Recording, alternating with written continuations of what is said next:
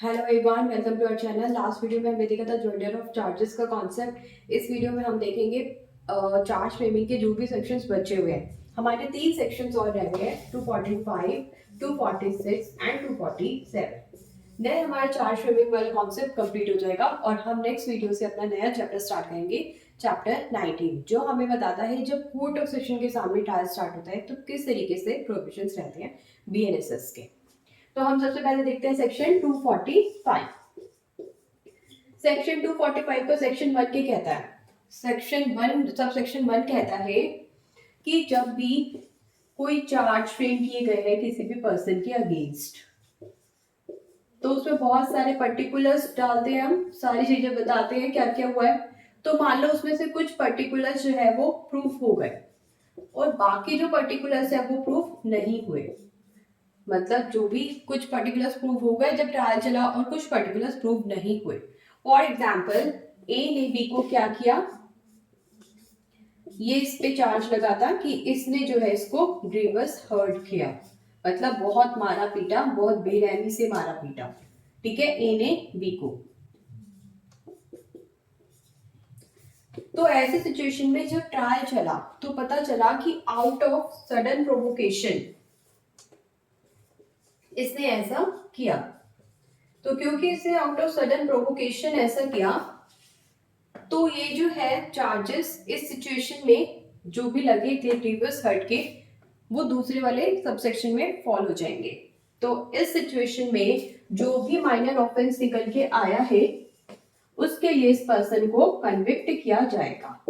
इस सिचुएशन को भी कंसिडर किया जाएगा कि आउट ऑफ सडन प्रोवोकेशन ऐसा हुआ है, डायरेक्ट गिवर्स हर्ट नहीं किया ए ने बी को, उसने आउट ऑफ सडन प्रोवोकेशन किया है। तो ये बात बताई गई है हमारे सबसेक्शन 1 में। मतलब जहां भी चार्ज फ्रेमिंग में बहुत सारे पर्टिकुलर्स होते हैं तो उनमें से कुछ जो पर्टिकुलर्स है, कुछ बातें हैं वो सच प्रूव हो जाती है, लेकिन बाकी बातें, बाकी जो भी चीजें हैं वो प्रूव नहीं हो पाती। तो जो भी प्रूव हुआ है उसके लिए हम उसको कन्विक्ट कर देंगे। सेकेंड सबसेक्शन इसका क्या कहता है? सेकेंड सबसेक्शन हमें इसका बताता है जब भी कोई ऑफेंस की फ्रेमिंग की गई है, ऑफेंस चार्जेस की फ्रेमिंग की गई है, तो मान लो कोई एक्ट ऐसा निकल के आया जो प्रूव हो गया, मतलब ऐसा कोई ऑफेंस हुआ है जो प्रूव हो गया लेकिन उसके चार्जेस फ्रेमिंग नहीं हुई थी, उसकी चार्ज फ्रेमिंग नहीं हुई थी। फॉर एग्जाम्पल ए ने कहा कि बी ने मेरे साथ चीटिंग करी है, इसने मेरे को क्रिमिनल इंटिमिडेट भी किया है, मतलब मेरे को धमकी वमकी दी है, इसने मुझे फिर बाद में मारा भी है। इसने ये सारे के सारे चार्जेस बी पर लगाए कि बी ने मेरे साथ चीटिंग करी, इसने मुझे ग्रीवस हर्ट किया, इसने मुझे क्रिमिनल इंटिमिडेट किया। लेकिन जब ट्रायल कंडक्ट हुआ तो बाद में पता चला कि क्रिमिनल इंटिमिडेशन ही हुआ है। क्या हुआ है? क्रिमिनल इंटिमिडेशन ही हुआ है। तो ऐसे सिचुएशन में क्रिमिनल इंटिमिडेशन के लिए इसे क्या कर दिया जाएगा? कन्विक्ट। क्या कर दिया जाएगा? कन्विक्ट। ऑल्दो ये बात जो है यहाँ पर चार्ज फ्रेमिंग में नहीं लिखी थी, उसमें लिखा गया था कि ग्रीवस हर्ट किया, चीटिंग कर, और हम मान लेते हैं कि ए ने बी को ये नहीं बोला कि उसने उसको क्रिमिनल इंटिमिडेट भी किया। तो जो माइनर ऑफेंस में निकल के आएगा ना, तो उसके लिए भी उसको कन्विक्ट कर दिया जाएगा। और तो चार्ज फ्रेमिंग के टाइम पर ये ऑफेंस नहीं बताया गया था। अब हम देखते हैं थर्ड सिचुएशन क्या कहती है 245 की। 245 की थर्ड सिचुएशन कहती है अगर कोई ऐसा ऑफेंस हुआ है जो जिसके लिए चार्जेस लगाए गए थे, मान लो कोई ऑफेंस है जिसके लिए चार्जेस लगाए गए थे, जिसको चार्ज किया गया था, लाइक मर्डर। जब हमारा ट्रायल हुआ तो पता चला कि मर्डर नहीं हुआ। क्या है? मर्डर नहीं हुआ, बल्कि क्या हुआ है? Attempt to murder. Attempt to murder. और जब चार्ज फ्रेमिंग की गई थी तो उस अटेम्प्ट टू मर्डर के बारे में नहीं लिखा गया था, ये नहीं बोला गया था कि इसने अटेम्प्ट टू मर्डर किया है। वहां सिर्फ यही बोला गया था कि ए ने बी का मर्डर किया है। तो ऐसे सिचुएशन में अटेम्प्ट वाले सेक्शन में जाके ये फॉल करेगा और वहां पर इसको कन्विक्ट कर दिया जाएगा। तो कहने का मतलब है अगर आप चार्ज फ्रेमिंग कर रहे हैं उसमें अटेम्प्ट जो है उसके चार्जेस नहीं लगा रहे, तो भी अगर उसने अटेम्प्ट किया होगा, ट्रायल करने के बाद ये निकल के आ रहा है कंक्लूजन कि उसने अटेम्प्ट किया था उस ऑफेंस का, तो भी उसको क्या कर दिया जाएगा, कन्विक्ट।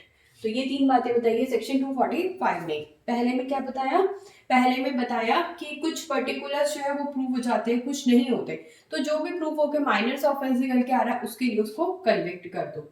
सेकंड में क्या बताया, चार्ज फ्रेमिंग में कुछ ऑफेंस नहीं लिखा लेकिन अल्टीमेटली वो निकल के आया, तो क्रिमिनल इंटिमिडेशन इसमें नहीं बोला था कि उसने मुझे किया लेकिन निकल के अल्टीमेटली यही आया, तो उस सिचुएशन में उसके लिए भी उसको कन्विक्ट किया जा सकता है।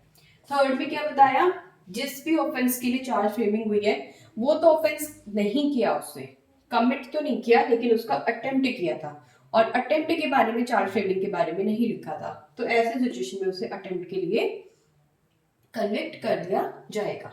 अब हम देखते हैं next section. Yes, next subsection 246। Next section है 246। 246 किस बारे में बात करते हैं, जॉइंटर ऑफ पर्संस के बारे में। मतलब हम जहां पर पर्संस को ही ज्वाइन करके उनका ट्रायल कंडक्ट करवाते हैं। तो इसमें हमें फर्स्ट सिचुएशन क्या बताती है, जब हम एक से ज्यादा बंदों का क्या कर देते हैं, ज्वाइंटर, और इन एक से ज्यादा बंदों ने क्या किया है, सेम टाइप का ऑफेंस किया है। फॉर एग्जाम्पल ये है ए, ये है बी, ये है सी, ठीक है, ये तीन बंदे हैं, ये एक बैंक में जाते हैं और ये रॉबरी करते हैं,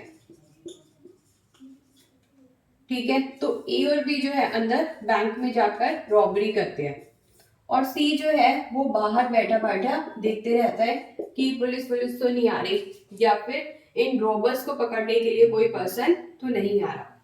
तो ऐसी सिचुएशन में ए और बी सेम ऑफेंस करते हैं, सेम ट्रांजेक्शन में, तो ए और बी का ट्रायल इकट्ठे कंडक्ट करवाया जा सकता है। ये बताता है हमें सबसेक्शन ए।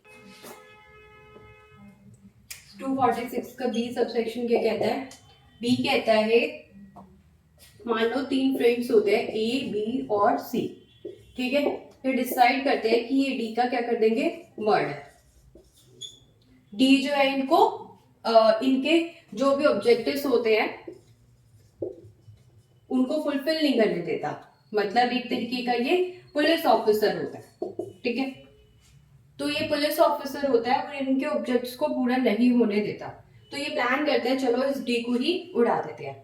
तो बी जो है सी को इंस्टिगेट करता है, क्या करता है, इंस्टिगेट, मतलब इसको अबेट करता है, उकसाता है कि तू जो है डी का मर्डर कर दे, तू जो है डी का मर्डर कर दे। तो सी को जो ये गन दे के भेज देते हैं कि जा तू डी को उड़ा दे, लेकिन जो डी है ना, सी में इतनी हिम्मत नहीं होती कि वो डी को उड़ा दे। तो ऐसे सिचुएशन में बी जो होता है इनका बॉस होता है ए, उसको गुस्सा आ जाता है। अब ए को गुस्सा आ जाता है, ये सीधा इसको गोली से उड़ा देता है, ठीक है, ये इसको क्या कर देता है, इसका मर्डर कर देता है, ठीक है। तो बी ने क्या किया, अबेट किया, सी ने क्या किया, अटेम्प्ट किया, और ए ने क्या किया, कमिट कर दिया।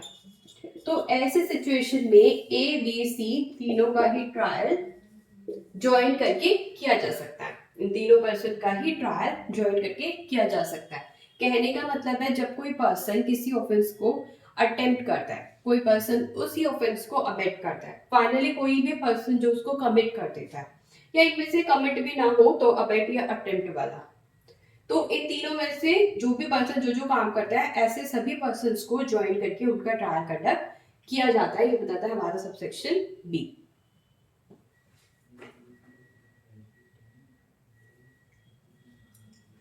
सी बहुत इजी है।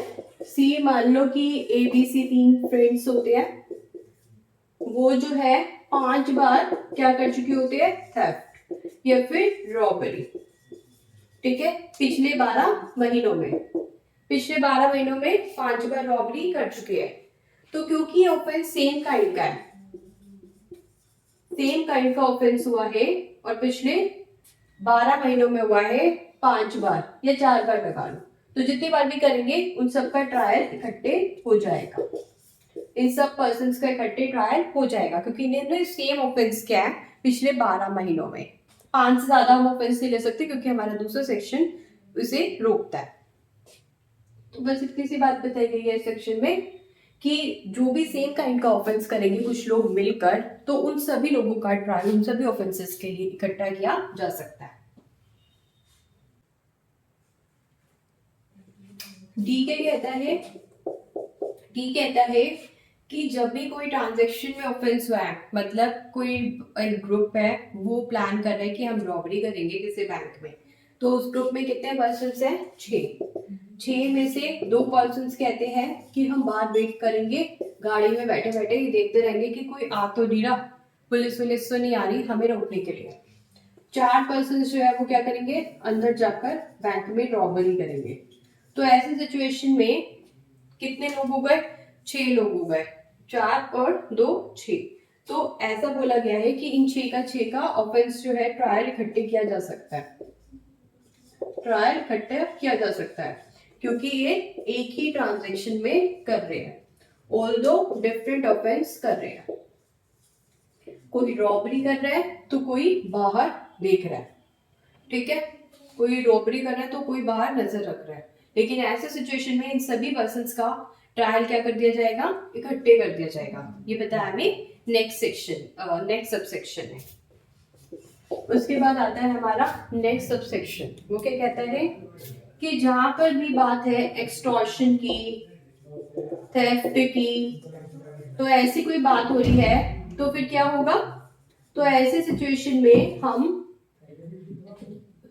या फिर जो भी स्टोलन प्रॉपर्टी है उसकी पोजेशन को लेकर बात हो रही है, उसकी रिटेन करने से रिलेटेड बात हो रही है, कंसील करने से रिलेटेड बात हो रही है, तो इन सब सिचुएशंस में हम सभी पर्सन्स का क्या कर देंगे? जॉइंडर, और फिर क्या चलाएंगे? ट्रायल।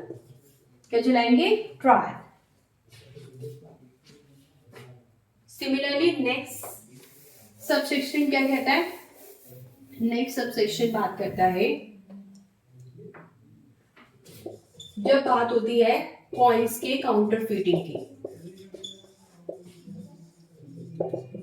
तो जो भी हमारी करेंसी है, कॉइन्स है, उनकी काउंटरफीटिंग है, तो हो सकता है कोई उसमें डील कर रहा हो, खरीद रहा हो, बेच रहा हो सकता है कोई उसको बना रहा हो, छाप रहा हो सकता है जिस सील से वो बन रहे हैं उस सील को कोई बना रहा हो, तो कुछ भी इससे रिलेटेड ऑफेंसेस होते हैं, जो भी हमारे काउंटरफीटिंग से रिलेटेड ऑफेंसेस होते हैं, उन ऐसे सिचुएशन में उन सभी पर्सन्स का ट्रायल इकट्ठे किया जा सकता है।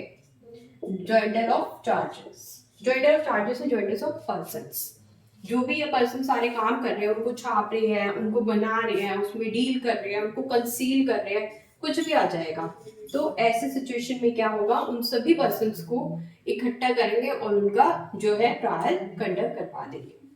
तो ये बात हमारी जो है किसमें बताई गई है? जी में। एफ में क्या बताया गया है? एफ में कुछ नहीं, स्टॉलन प्रॉपर्टी से रिलेटेड ये जो ऑफेंसेस होते हैं उन सिचुएशन में भी हम जॉइंटर कर देते हैं पर्सन्स का। अब फाइनली इन सारी सिचुएशन के बाद इस सेक्शन में लिख दिया कि कोई भी ऐसा ऑफेंस हो रहा है जो इन सब कैटेगरीज में फॉल नहीं हो रहा और पर्सन जो एप्लीकेशन लेके जा रहे हैं मजिस्ट्रेट के पास या कोर्ट ऑफ सेशन के पास, तो ऐसे सिचुएशन में कोर्ट ऑफ सेशन या फिर मजिस्ट्रेट को लगता है कि कोई भी प्रिजुडिस नहीं होगा उस पर्सन के साथ जिसका ट्रायल किया जा रहा है, तो वो सबको उन पर्सन का इकट्ठे ही ट्रायल कंडक्ट कर सकते हैं। तो मतलब ये सिचुएशन तो है ही जिसमें जॉइंडर ऑफ पर्सन्स होगा, लेकिन किसी और सिचुएशन में अगर पर्सन बोल देते हैं राइटिंग में तो सोच सकते हैं मजिस्ट्रेट या कोर्ट ऑफ सेशन, और अगर उन्हें जॉइंडर करना होगा तो वो जॉइंडर करके आगे ट्रायल कंडक्ट करेंगे। तो इसमें क्या था 246 में सब सेक्शन 1 में हमें बताया जब पर्सन जो है सेम ऑफेंस करते हैं एक ही ट्रांजेक्शन में, उसके बाद दूसरे में बताया कोई कमिट कर रहा है, कोई अबेट कर रहा है, कोई जो है उसको अटेम्प्ट कर रहा है, तो उन सब का भी हम जॉइंटर इकट्ठे कर देते हैं। थर्ड में बताया जब सेम काइंड का ऑफेंस किया जाता है तो भी हम जो है उनको 1 साल के अंदर अंदर 12 महीनों के अंदर अंदर सेम काइंड के ऑफेंस जो भी पर्सन्स कर रहे हैं इकट्ठे, उनको भी हम ज्वाइन करके उनके ऊपर ट्रायल इकट्ठे कर सकते हैं। डी में हमें बताया गया, डी में क्या बताया था कि जब पर्सन एक ही ट्रांजेक्शन में डिफरेंट डिफरेंट ऑफेंस कर रहे हैं तो उन सब पर्सन का भी ट्रायल इकट्ठे कर सकते हैं। ई में हमें बताया थेफ्ट, रॉबरी, एक्सटॉर्शन जब भी होता है किसी प्रॉपर्टी का मिस एप्रोप्रिएशन ऑफ प्रॉपर्टी होता है तो ऐसी सिचुएशन में भी ज्वाइंटर हो जाता है। जी में एफ में बताया गया स्टोलन प्रॉपर्टी से रिलेटेड अगर ऑफेंस होता है तो सभी जो भी पर्सन इन्वॉल्व होते हैं उस स्टोलन प्रॉपर्टी में, कोई कंसील कर रहा है, कोई उसको हेल्प कर रहा है ऐसे काम करने में, तो उन सब का भी ज्वाइंटर कर देते हैं। फाइनली जी में बताया काउंटर फिटिंग ऑफ कॉइंस से रिलेटेड कोई भी पर्सन ट्रीट कर रहा है तो उन सब का भी हम ज्वाइंटर कर देते हैं।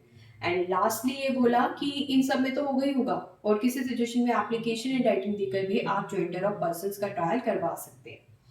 अब हम देखते हैं लास्ट सेक्शन क्या कहता है चार्ज फ्रेमिंग का।